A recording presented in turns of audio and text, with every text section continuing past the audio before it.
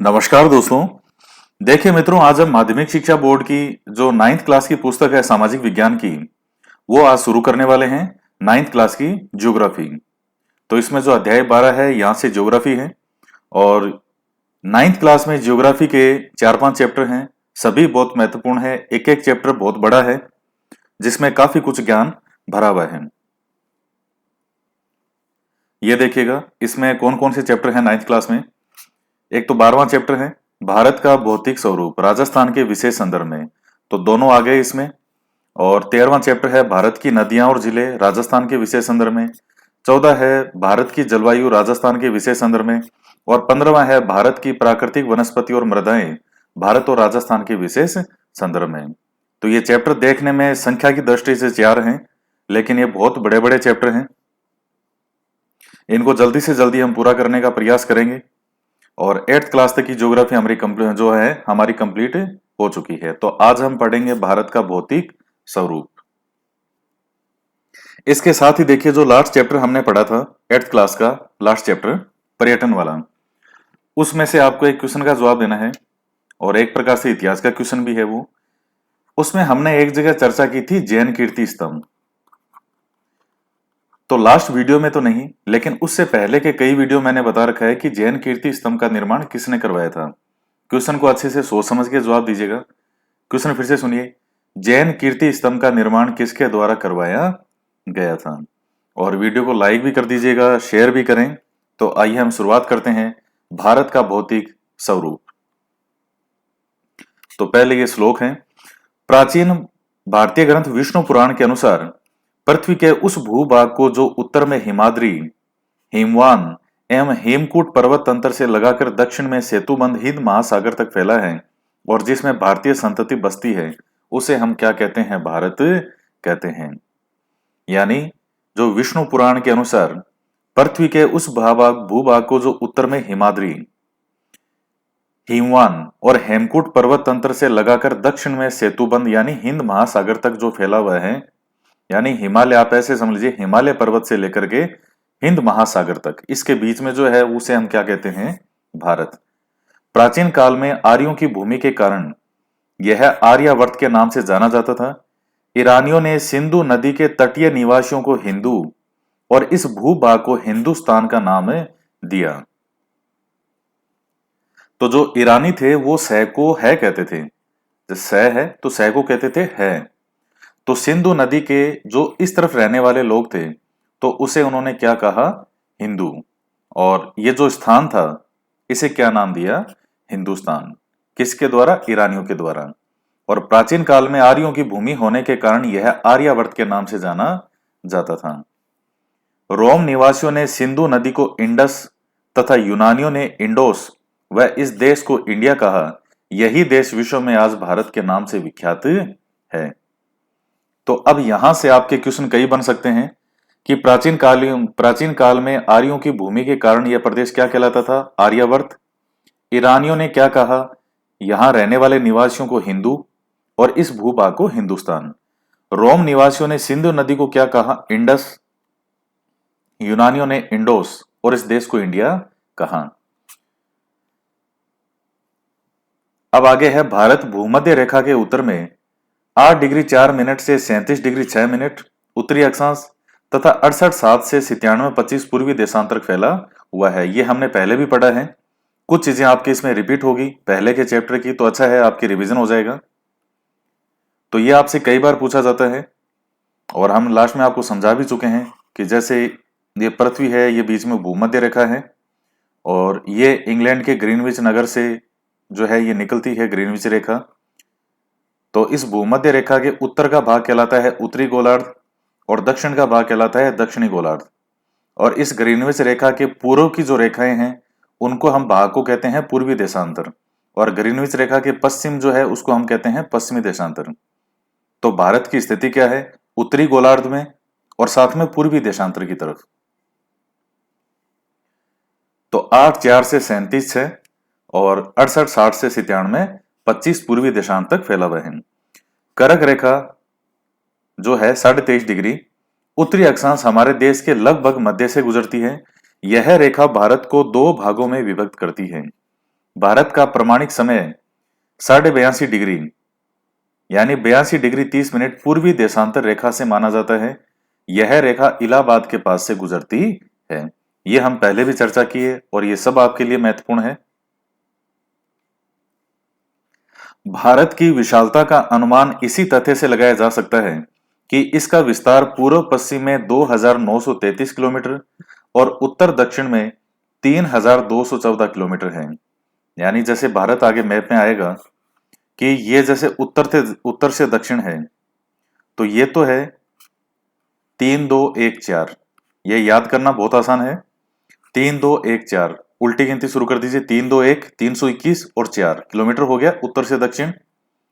तो एक भी ढंग से याद कर लेंगे कि नॉर्थ से साउथ यानी उत्तर से दक्षिण है 3214, तो पूर्व से पश्चिम 2933।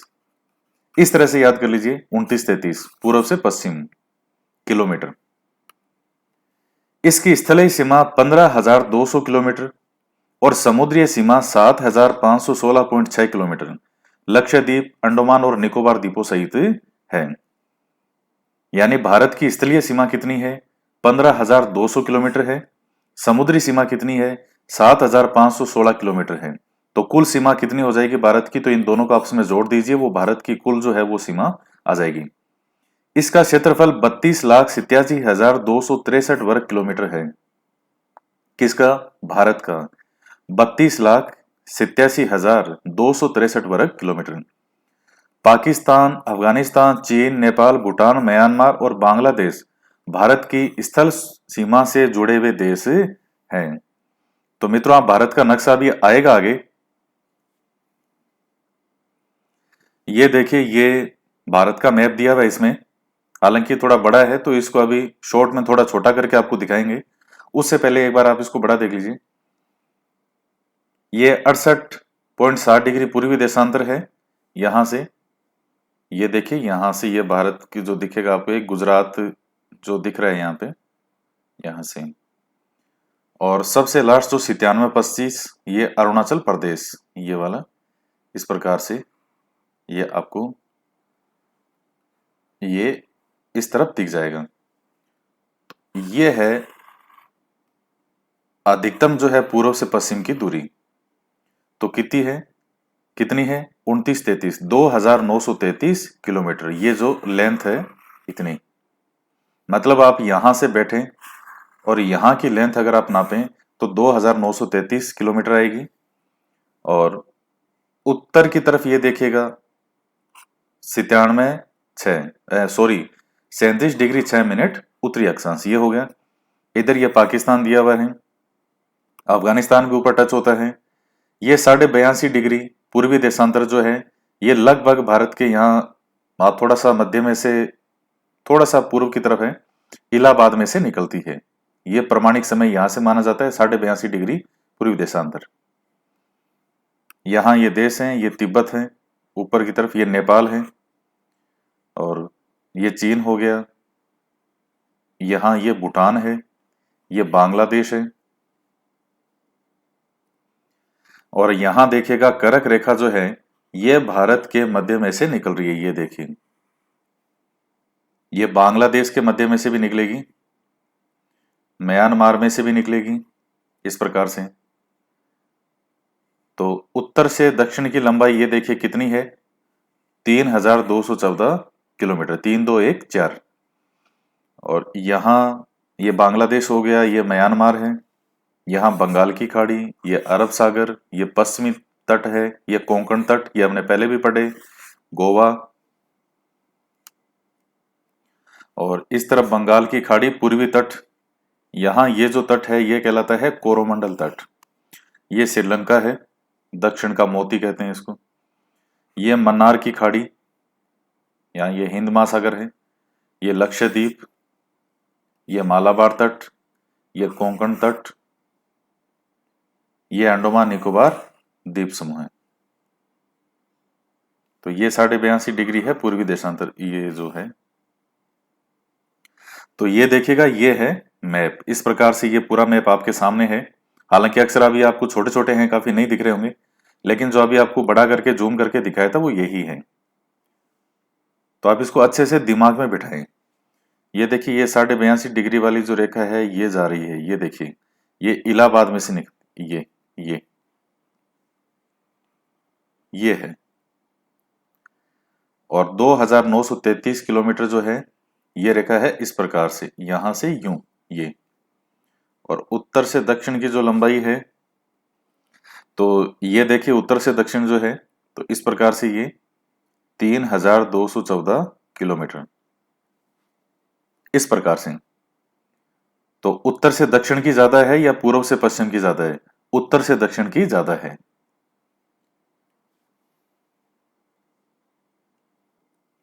और ये जो है ये भारत का राजनीतिक मैप है।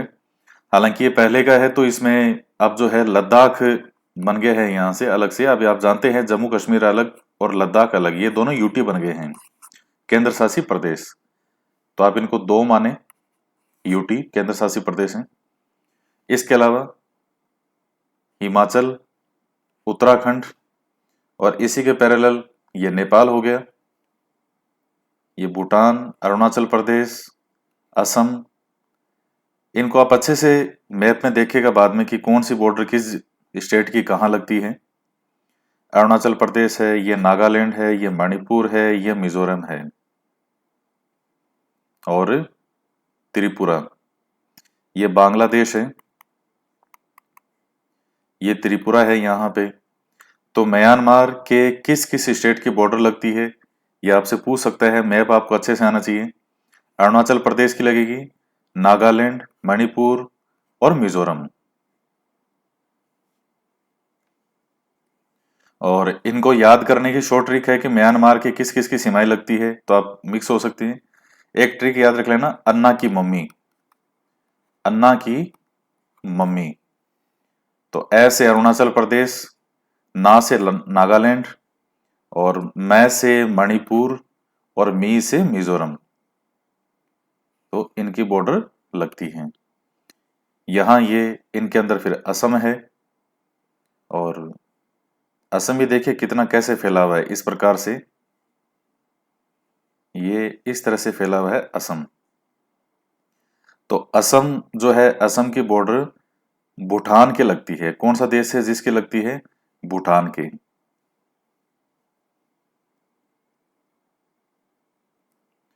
और इस तरफ ये राजस्थान है, राजस्थान के यहाँ दक्षिणी तरफ ये गुजरात मिलेगा। राजस्थान के देखिए किस किस की बॉर्डर लगती है स्टेट की, पंजाब है, हरियाणा है, यूपी है, मध्य प्रदेश है, महाराष्ट्र है, नहीं सॉरी महाराष्ट्र नहीं, गुजरात है। तो इस तरह से गुजरात, मध्य प्रदेश, यूपी, हरियाणा, पंजाब, तो इनकी बॉर्डर लगती है राजस्थान के। तो ये इस प्रकार से ये मैप है आपके सामने। और ये दक्षिण में, तो ये केरल देखिए, केरल यानी करेला, करेले की तरह ही इसकी शक्ल है, केरल की जैसे करेला हो। तो ये केरल है, और इधर तमिलनाडु, केरल के ऊपर कर्नाटक, और कर्नाटक के ऊपर महाराष्ट्र, और ये गोवा है ही यहाँ पे, तेलंगाना, आंध्र प्रदेश। तो ये है आंध्र प्रदेश, और ये उड़ीसा।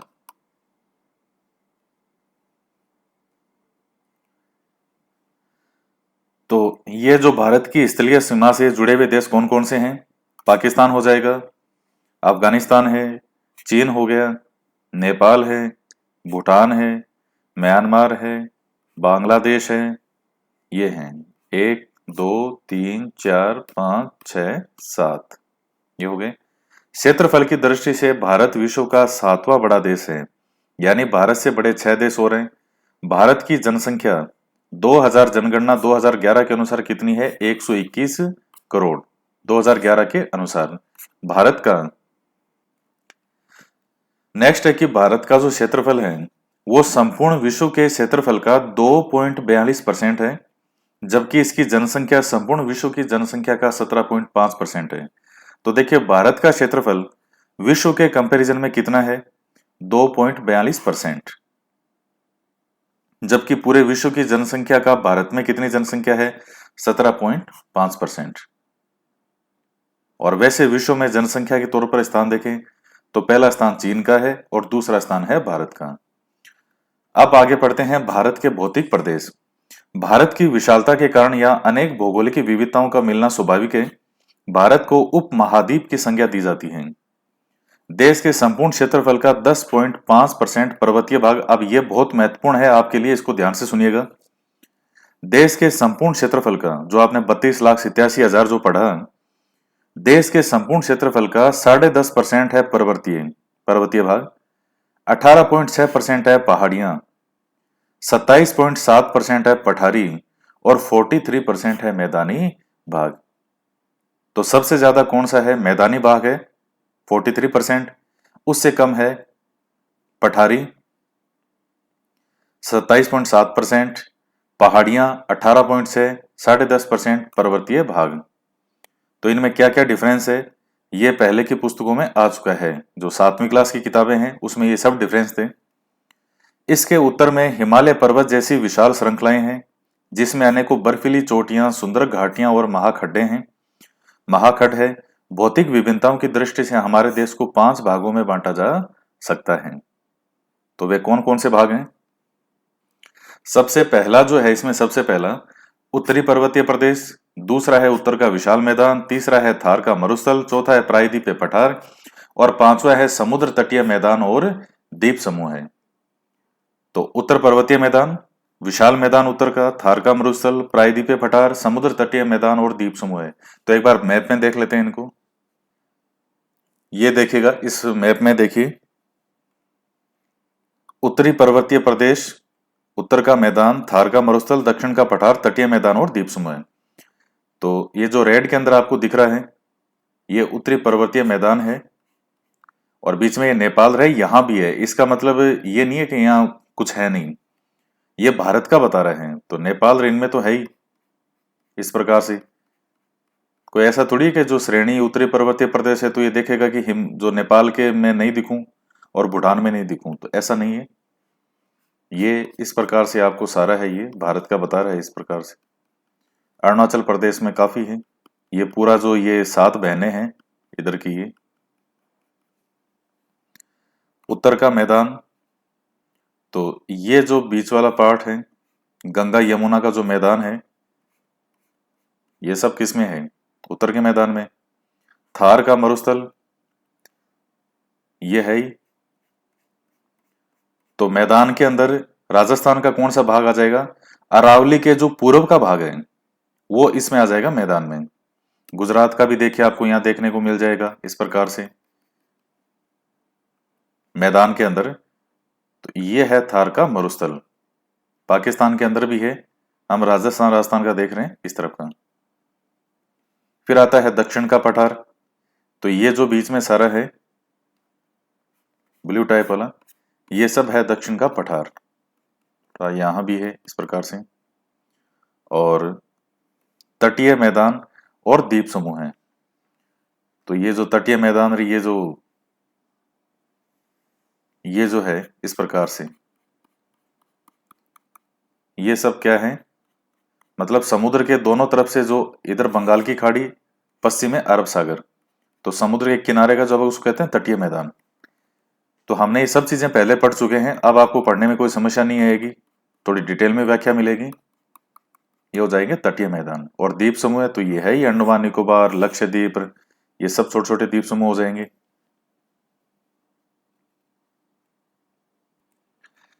तो सबसे पहले हम पढ़ते हैं उत्तरी पर्वतीय मैदान के बारे में। हिमालय पर्वत भारत की उत्तरी सीमा पर पश्चिम से पूर्व की ओर वृहद चाप के रूप में 5 लाख वर्ग किलोमीटर क्षेत्र में फैला हुआ है। यह पॉइंट बन गया, वृहद चाप के रूप में 5 लाख वर्ग किलोमीटर क्षेत्र में। यह क्षेत्र लगभग 2500 किलोमीटर लंबाई में और 250 से 400 किलोमीटर की चौड़ाई में विस्तृत है। यानी इस प्रकार से ये जो फैला हुआ है, ये इस प्रकार से। तो ये जो लेंथ है, लंबाई ये वाली, ये तो है लगभग 2500 किलोमीटर, और जो बीच में ये चौड़ाई है इसकी, ये 250 से 400 किलोमीटर। यह विश्व का सबसे ऊंचा पर्वत है। इसका क्षेत्रफल लगभग 5 लाख वर्ग किलोमीटर है, ये दे दिया ऊपर। यह श्रेणी पामीर पर्वत प्रणाली का ही भाग है। पश्चिम में पामीर गांठ से निकलकर यह अरुणाचल प्रदेश तक फैली है। भूगर्भ शास्त्रियों के अनुसार आज जहां हिमालय पर्वत श्रेणियों का विस्तार है, वहां पहले टेथीस सागर का विस्तार था। इसमें अवसाद के जमा के पश्चात कालांतर में भूगर्भीय हलचलों से जमा अवसाद की परतों में मोड़ जाने से इस सागर की तली ऊंची उठ गई और जिसके फलस्वरूप ही यह नवीन मोड़दार पर्वत श्रेणियां बनी। तो जैसे अवसाद बीच में जमा होता गया, जैसे मान लीजिए ये कोई टेथीस सागर है, ये पानी पानी है यहाँ पे, और बीच में जैसे अवसाद जमा होते गए होते गए होते गए होते गए, और बीच का भाग जब ऊपर उठेगा तो साइडों में पानी जाएगा, तो ये बीच का भाग जो है ये ऊपर उठ गया और वो आज हमारे सामने हिमालय पर्वत के रूप में है। तो इसमें कौन कौन से मेन पॉइंट हैं?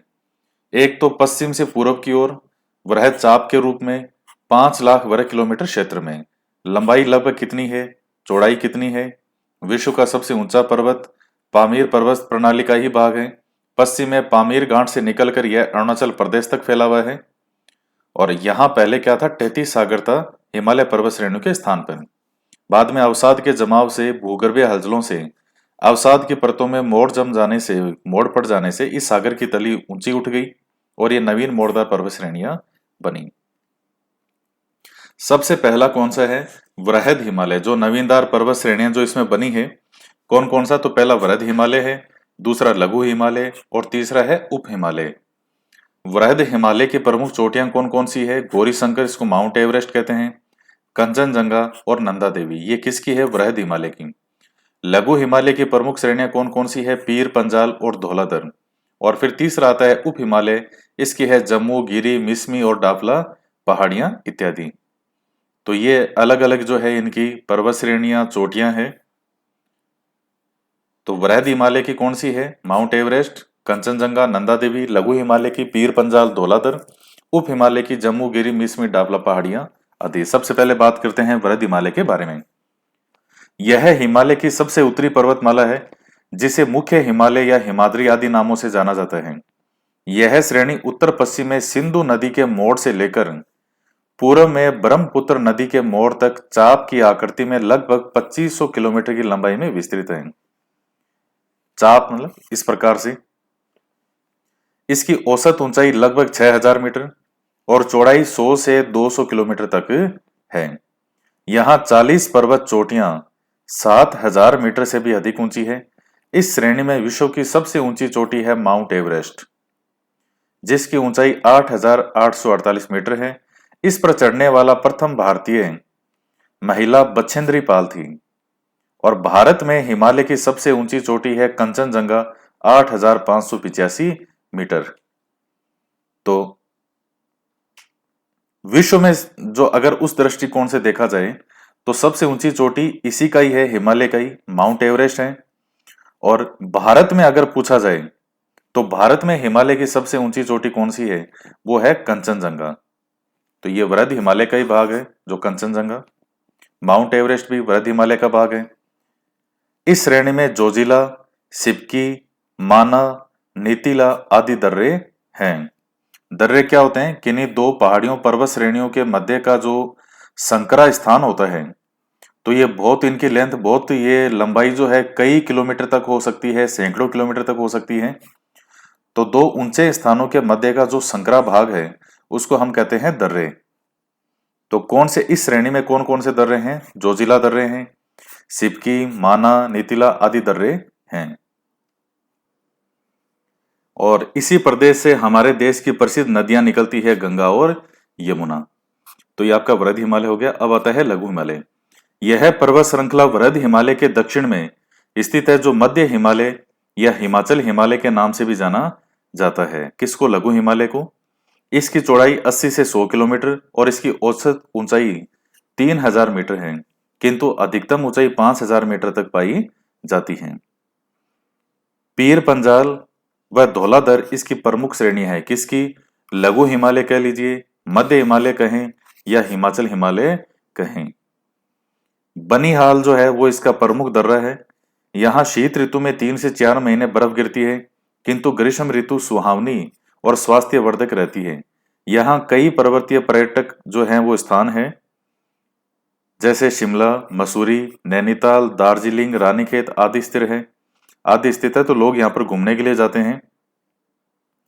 इस श्रेणी के उस ढालों पर कोणधारी वन तथा निम्न ढालों पर घास के क्षेत्र पाए जाते हैं, जिन्हें कश्मीर में मर्ग जैसे गुलमर्ग, सोनमर्ग कहा जाता है। तो इसमें क्या क्या आपके लिए महत्वपूर्ण है, तो ये वृद्ध हिमालय जैसे है, तो इस वृद्ध हिमालय के दक्षिण में है ये लघु हिमालय, और इसके भी दक्षिण की श्रेणी आएगी उप हिमालय।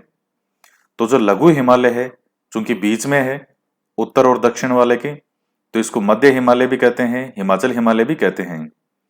इनकी चौड़ाई जो औसत चौड़ाई है वो 80 से 100 किलोमीटर है। और इसके अलावा प्रमुख पर्वत श्रेणियां जो है, इसकी श्रेणियां कौन कौन सी है, पीर पंजाल और धौलाधर। प्रमुख दर्रा तो बनियाल, और जो ये स्थान आते हैं ये मध्य हिमालय में आते हैं, लघु हिमालय में शिमला, मसूरी, नैनीताल, दार्जिलिंग, रानीखेत आदि स्थित हैं। उस ढालों पर कोणधारी वन और निम्न ढालों पर घास के क्षेत्र पाए जाते हैं, जिन्हें कश्मीर में मर्ग, तो जैसे गुलमर्ग, सोनमर्ग आदि कहा जाता है। तो ये आपका लघु हिमालय जो है ये कंप्लीट होता है। अब आता है उप हिमालय। यह हिमालय की सबसे दक्षिण श्रेणी है। इसे बाह्य हिमालय या शिवालिक श्रेणी के नाम से भी जाना जाता है। हिमालय की सभी श्रेणियों में यह नवीनतम रचना है। यह श्रेणी पोर्टवार बेसिन से प्रारंभ होकर पूर्व की ओर कोसी नदी तक विस्तृत है। पोर्टवार बेसिन से प्रारंभ होकर पूर्व की ओर कोसी नदी तक विस्तृत है। यह श्रेणी 10 से 50 किलोमीटर। देखिए, ये जो पोर्टवार बेसिन जो है पूर्वोत्तर पाकिस्तान की तरफ का जो हिस्सा है, आप जिसको जिसको कई बार आजाद भारत भी कहते हैं पाकिस्तान में, तो वो उस वहां का एक ये पठार भी है, पोर्टवार पठार। तो वो वहीं से बेसिन से प्रारंभ होकर के और पूर्व में कोसी नदी तक विस्तृत है। तो यह श्रेणी 10 से 50 किलोमीटर 50 से किलोमीटर तक चौड़ी है। इसकी औसत ऊंचाई 600 से 1500 मीटर है। जम्मू में इसे जम्मू पहाड़ियां और अरुणाचल में गिरी, मिसमी, अबोर, डाफला पहाड़ियां के नाम से जानते हैं। तो जम्मू में क्या कहते हैं इनको, जम्मू पहाड़ियां, और अरुणाचल में गिरी, मिसमी, अबोर, डाफला पहाड़ियां। यह संपूर्ण भाग वनाच्छादित है। मध्यवर्ती भाग में हिमालय व शिवालिक के बीच नदियों की मिट्टी और बालू से निर्मित कुछ ऊंचे घाटी के मैदान मिलते हैं, जिन्हें पूर्व में द्वार जैसे हरिद्वार और पश्चिम में दून जैसे देहरादून कहते हैं। तो ये मैदान है कि मध्यवर्ती भाग में हिमालय व शिवालिक के बीच नदियों की मिट्टी और बालू से निर्मित कुछ ऊंचे घाटी के मैदान हैं, तो उनको क्या कहते हैं, पूर्व में द्वार और पश्चिम में दून।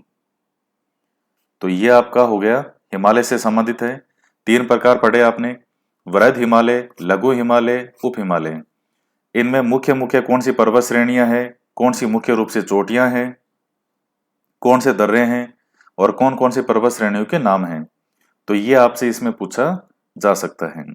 किसकी कितनी ऊंचाई है, कितनी चौड़ाई है, लंबाई लगभग क्या है, लगभग जो बीच में क्या है चौड़ाई इनकी, या ये दून कहाँ है, ये और अरुणाचल की पहाड़ियों के क्या नाम है, वो आपसे पूछ सकते हैं। तो ये आपका कंप्लीट होता है। अब इसके बाद में देखिएगा आता है उत्तर का विशाल मैदान। यह मैदान हिमालय पर्वत और प्रायद्वीपीय पठार के मध्य स्थित है। प्राचीन काल से कहां पर है, हिमालय पर्वत और प्रायद्वीपीय पठार के मध्य। प्राचीन काल से यह भूभाग गंगा सिंधु मैदान के नाम से जाना जाता है, किंतु विभाजन के कारण सिंधु और उसकी सहायक नदियां झेलम, जिनाब, रावी ये पाकिस्तान में चले गए मैदान, और अतः भारतीय क्षेत्र को सतलज, गंगा, ब्रह्मपुत्र का मैदान कहते हैं, जो इनके व इनकी सहायक नदियों द्वारा बिछाई गई तलछल मिट्टी से बना है। इस धनुषाकार मैदान की लंबाई लगभग 2400 किलोमीटर और चौड़ाई 150 से 480 किलोमीटर तक है। तो वही है कि इसकी लंबाई कितनी है मैदान की, इस प्रकार से, तो इस प्रकार से लंबाई और चौड़ाई 150 से 480, कहीं कम कहीं ज्यादा। इस मैदान का क्षेत्रफल 7 लाख वर्ग किलोमीटर है। दोआब, दो नदियों के बीच की भूमि को कहते हैं दोआब। इस मैदान में पंजाब, हरियाणा, उत्तराखंड, यूपी, उत्तरी राजस्थान, बिहार, उड़ीसा, पश्चिम बंगाल, झारखंड आदि का भाग शामिल है। तो 7 लाख वर्ग किलोमीटर है इसका क्षेत्रफल मैदान का, और ये जो है स्टेट, ये लगभग इसमें आते हैं। तो ये आपका उत्तर का विशाल मैदान है। अब इसमें आगे और पढ़ेंगे हम। तो आज के इस वीडियो में इतना ही। जल्दी ही दूसरा वीडियो, इसका जो नेक्स्ट पार्ट है वो जल्दी ही अपलोड करेंगे। तो एक वीडियो आपने देख लिया, लगभग 30 मिनट का एक वीडियो बना है, आराम से इसको समझें। और इसके साथ ही जो मैप है, उस मैप के माध्यम से इनको समझने का प्रयास करें। आपके पास एटलस है तो उस एटलस में देखिएगा इनको, और अगर और भी कोई, अगर आपके पास बुक वगैरह या कोई भी गाइड है तो उसमें इनको देखें। तो आज की वीडियो में इतना ही, मिलते हैं नेक्स्ट वीडियो में। जय हिंद, जय भारत।